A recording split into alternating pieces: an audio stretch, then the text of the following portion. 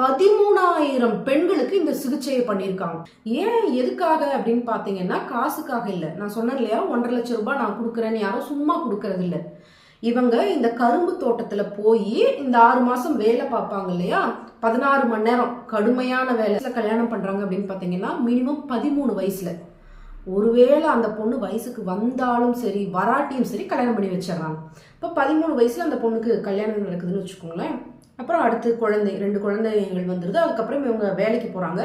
ஒரு 30 வயசு 34 வயசு வரும்போது அந்த குழந்தையோட அதுவே குழந்தை, அந்த குழந்தைக்கு 20-18 வயசுல குழந்தைகள் இருக்காங்க. குழந்தைய காப்பாற்றணும், எனக்கு வேலை இல்லை, என்னுடைய வறுமை இப்படி இருக்கு, டாய்லெட் வசதி இல்லை, நான் என்னை சுத்தமாக வச்சுக்கணும்னு நினைக்கிறேன், என்னால் கிளீன் பண்ண முடியாது, எனக்கு அந்த பெயினை தாங்க முடியல, 2 நாள் லீவும் போட முடியாது, அப்போ நான் வேற என்னதான் பண்ணட்டும் அப்படின்னு கேட்கும்போது இவ்வளவு அழுத்தத்துக்கு இடையில அந்த பெண்கள் வந்து இவ்வளவு இந்த முடிவை எடுக்க வேண்டியதா இருக்கு.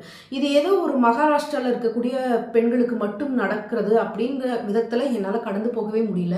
ஏன்னா இங்க நிறைய நம்ம பேசுறோம், பெண்களுக்கு இப்போ லீவ் வேணும் அப்படின்னு கேட்குறோம். மென்சுரல் டைம்ல 2 நாள் லீவ் கொடுங்க அப்படின்னு கேட்குறோம். மெட்டர்னிட்டி லீவ் கேட்குறோம். 6 மாசம் 9 மாசம் இப்போ 1 வருஷம் லீவு அப்படின்லாம் கேட்குறோம். இதெல்லாம் யாருக்கு அப்படின்னு பார்த்தீங்கன்னா ஸ்ட்ரக்சர்டு ஆர்கனைசேஷன்ல இருக்கக்கூடிய பெண்களை தான் நம்ம எப்பவுமே யோசிக்கிறோம். அஃப்கோர்ஸ் அவங்களுக்கு வேணும், அதை நான் இல்லைன்னெல்லாம் நான் சொல்லலை.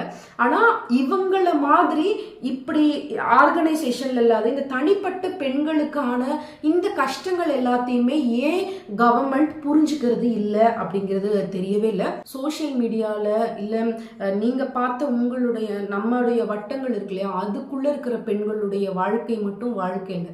இங்க இருக்கு இந்த மாதிரியான பெண்களுடைய வாழ்க்கையும் பின்னாடி இருக்கு. அவங்களுக்கான வழிகள் அதிகம். அதையும் பேசுறதுக்கு ஸ்பேஸ் கொடுங்க.